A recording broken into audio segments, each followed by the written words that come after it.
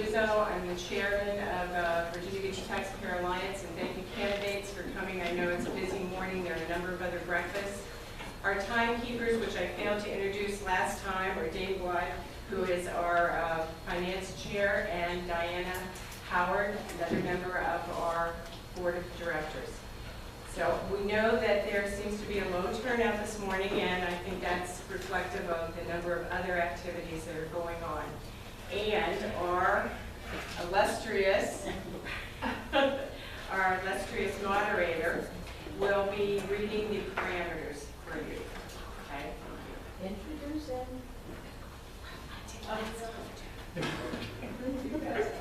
Well, my name is Chris Chapman. Thank you very much for being here on the audience. Also, thank you for being here and sharing your knowledge with everyone here. The parameters are very, very simple. As far as the audience is regards, please hold back your reactions until the end of the forum. As far as the candidates, we will have a 1-minute opening, a 1-minute closing, and then a 30-minute rebuttal. 30-second rebuttal. If there is something that really rubs you the wrong way and you really want to have an extra 30 seconds, or someone else would like to comment within 30 seconds, we will honor that as well. I want to have a 1-minute closing at the end. Are we ready? Ready, timekeepers? And this is being filmed. This will be posted on our website or via YouTube, so I'd like just to give you that information in case that has any impact on your behavior. We'll now start with the opening, 1-minute openings, and Greg Strangways. Strangways. Will be first. Okay. Well, good morning, everybody. My name is Greg Strangways. I'm running for the Lynn Haven seat for the school board. And I come with a little bit of a different background probably than many people. I come from the private industry. I've been in private industry for 25 years.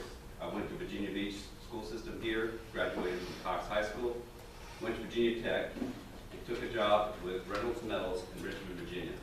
Started off as an engineer, was promoted into program management, moved around the country quite a bit, ultimately running a division with a private industry company, a public Canadian company for both North America and Asia. I've traveled extensively through Asia. I understand business, I understand managing a budget, and I want to make sure we take this business culture and implement it into the school system. It's critical that we can run the school system more like a business where we're managing our money and managing our priorities. How am I doing on time? About a second. I have a wife, I have 2 kids in the school systems. They're 11 and 13, and I look forward to talking more. Thank you. Ms. Rye? Thank you. Good morning. Yes.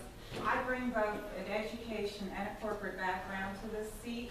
I'm a proud graduate of William & Mary, graduated with teaching credentials, but started out in the business sector. I had a decade-long career with Prudential Insurance, its Eastern Home Office. Along the way, earned an MBA degree, quickly rose to the ranks of management, and policyholder relations with Fortune 500 companies, service, productivity, quality, all components required to be an effective school board member.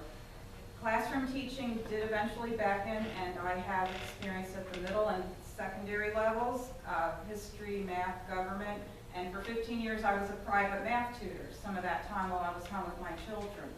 And adding to the mix is 16 years of PTA board experience, including a 2-time president, most recently Ocean Lakes High School, where my 2 children are proud graduates of the Math Science Academy, and my husband and I, Ken, is Navy civilian attorney, and we moved here 16 years ago because of the quality of the Virginia Beach schools. Thank you. Ms. Frances Knight Thompson? Good morning, everyone. My name is Frances Knight Thompson, and I'm a retired educator after more than 40 years of service with Virginia Beach City Public Schools. I'm a graduate of Hampton University. I got my bachelor's degree in music education. I was an elementary music teacher for 15 years. I went back to school and got my master's degree at Old Dominion University and became an elementary guidance counselor at elementary schools throughout the city of Virginia Beach. Then moved on to as a guidance department chair at Kemp's Landing Magnet School, where I received my gifted endorsement from the University of Virginia. Retired in 2010 and started working in 2010 in the superintendent's office out of the Office of Equity Affairs as project manager for Strategic Objective 3 in the Office of Equity Affairs, and that's where I've been for the past 4.5 years, and retired from that in June of this year. I'm also mom, married to my husband for more than 40 years. We got married the same year I started teaching, and I have 3 children. Look forward to sharing much more with you. Remember Frances Knight Thompson. Thank you. We're going to go Brunke. Thank you. Thank you for having us this morning. I appreciate it. I always enjoy coming out here every year and reviewing our school budget with you all. My name again is Bill Brunke. I'm the vice chair of the school board, Princess Anne District. I've been the vice chair for the past 7 years. Married to my wife Susan for 25 years next week. And I have 2 daughters. One is a junior at JMU University, and my younger girl is a senior at Ocean Lakes High School, all born and raised and gone through our schools here. During the day, I'm a CPA. I help 450 corporate clients navigate the world of taxation and regulation, and we do that. I've owned that firm for 22 years now. That's what I do during the day. During my experience on the school board, it's going to be tough to unpack 7 years into the remaining 20 seconds that I have. But I will tell you is that during that time period, one of the things that I was able to do was rewrite our school funding formula to become significantly less dependent on your local real estate taxes. And we now receive 1/3 of all oceanfront dollars that now come into our school system. I did that because one of the things I recognized during our economic downturn was we were far too dependent on our local real estate taxes. Look forward to talking to you more today and taking your questions. Bill Brunke, School Board, Princess Anne. Michael Kelly. Good morning. I want to thank the Taxpayers Alliance for holding this panel. My name is Michael Kelly. I am running for school board for the Lynn Haven District. I bring to this possibility 24 years of experience in public and private education. I was a teacher. I started in Virginia Beach in 6th grade in 1991/92. I was also a teacher at Lansdowne Middle School for 7 years as well. I went into administration, was assistant principal at Bayside Middle School, and also an assistant principal at Lynn Haven Middle School, and then I took the helm at Lynn Haven Middle School, where I was principal for 6 years. I then went into higher education, and I teach educational leadership to aspiring administrators now. I began at Regent, and I'm now at Virginia Tech. If you're from UVA, I apologize, but they offered me the job. Virginia Tech hired me because of my specialty in school law and school finance. I have a deep understanding of school law and school finance. I teach it at the doctoral level as well as the master's level. I look forward to bringing that experience to the board so that I can help work with the board members to be much more fiscally responsible and also to reduce the burden that we have right now. Thank you. Carolyn Weems. Thank you for having me. My name is Carolyn Weems, and I represent the Bayside District, but of course we vote for everybody here in the city. I'm a mom of 5 that graduated from our school systems, all on different learning paths, from gifted, special education, VOTEC, and an academy, so I kind of understand the different learning styles and pathways to success. I'm a business owner, so I know about budgets. I was a legislative chair for the school board for the last 6 years, so I've worked with our legislators at the state level very closely. I'm a volunteer in the city. I've been married for 32 years, and I've lived here for 32 years, and mainly volunteer with children and young adults. I'm running on my proven record. I have a strong proven record of success and things that I've done that I'll get to later. But I've got unfinished business. I want to do some more stuff with special education and VOTEC and literacy. And I just got the endorsement of pilot, and this is probably my most honorable quote, is that they said I had a deep knowledge of education in the system, and I have common sense. And common sense is not very common, folks, and we need to keep that on the board. Thank you. Kimberly Melnick. Hi, my name is Kim Melnick, and I'm not a politician. I've lived in Virginia Beach for nearly 40 years. I'm a product of Virginia Beach City Public Schools. I went to Longwood University, where I earned a Bachelor of Science in Education. I am the mother of 3. My daughter Madeline is a junior at the University of Alabama. My son Andrew is a freshman at Kellum, and my son Grant is a 7th grader at Princess Anne Middle School. I spent 14 years teaching for the city of Virginia Beach. So proud. And I still tutor out of my home. And I currently work for our family business, Premier Millwork and Lumber Company, and we have been in business in the city of Virginia Beach for 64 years. Okay, we're now going to go to the question and answer period, and we're going to start the first question with Carolyn Ryan. Ms. Ryan, what do you believe are the 2 greatest problems problems facing the school board, how would you correct them? Of course, everyone will get a chance to.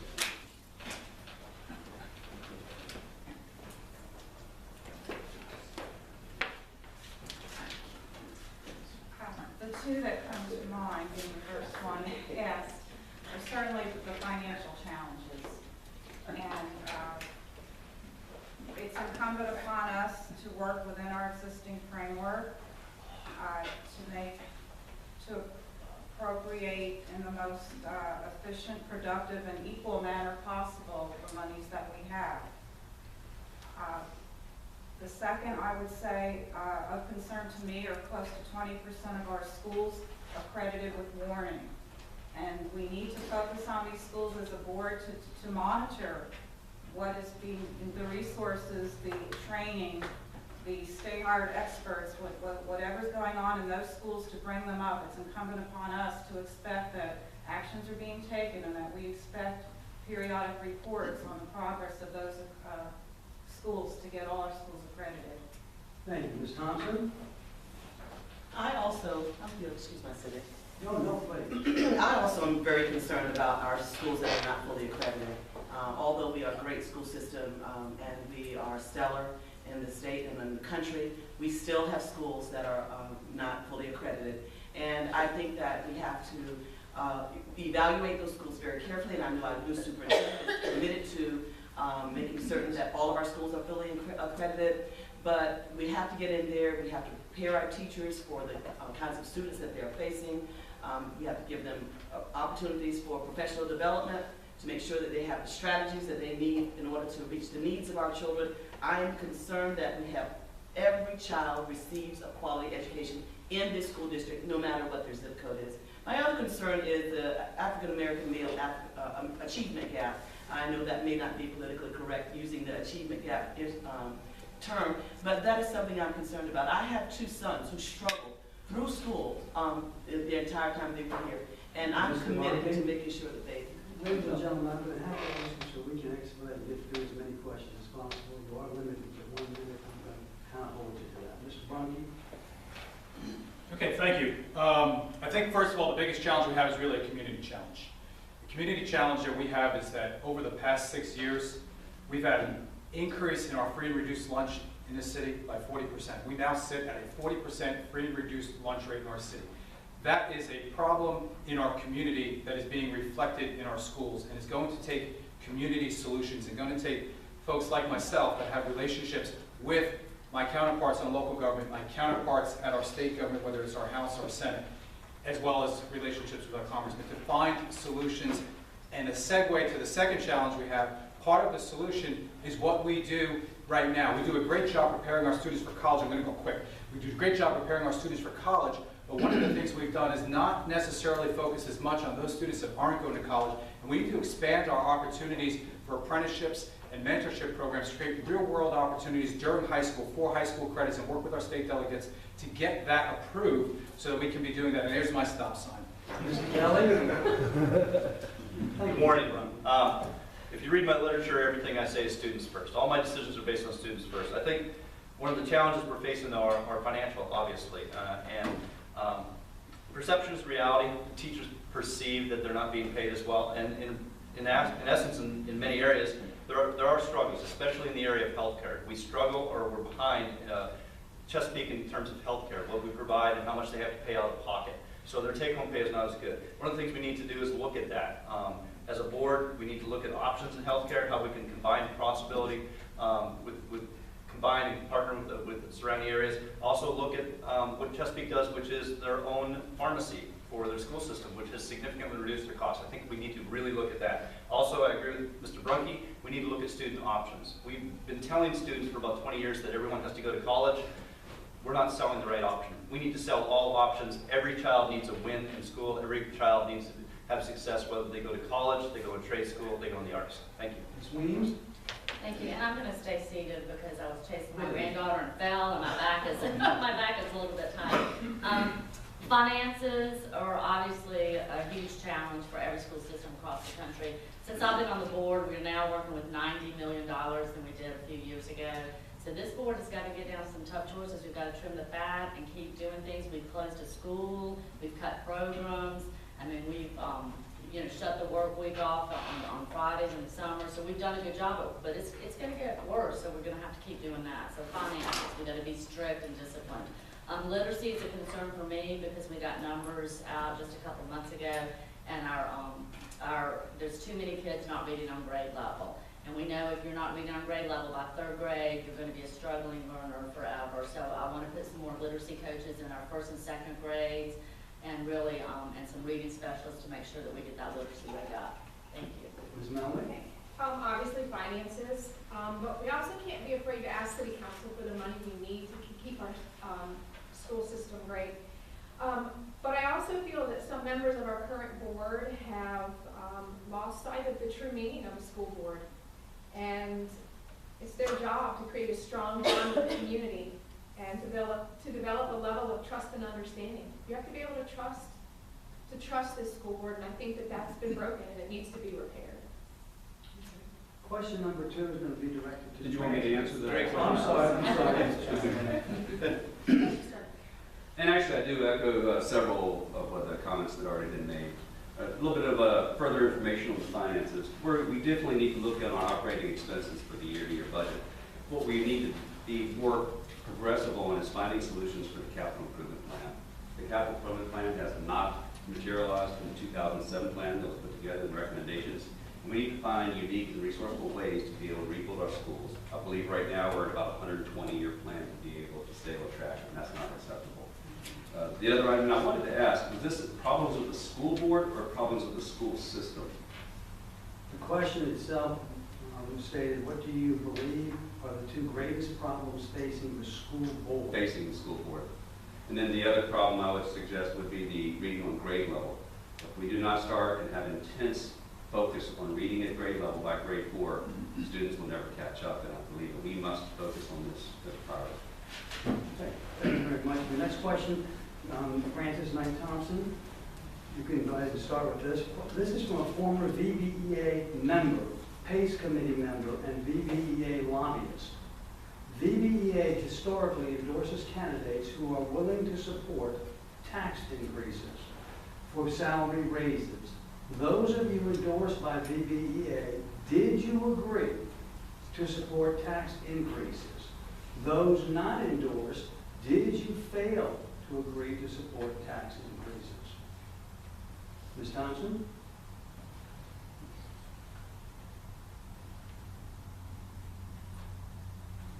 I was not endorsed by the VBTA, but I do know that we have to find revenue streams.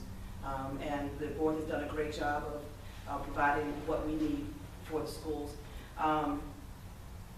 I would support tax increase. I think that those of us who understand that our customers are parents and children, that we're paying for our schools, and that if we want quality schools, we have to invest in our schools.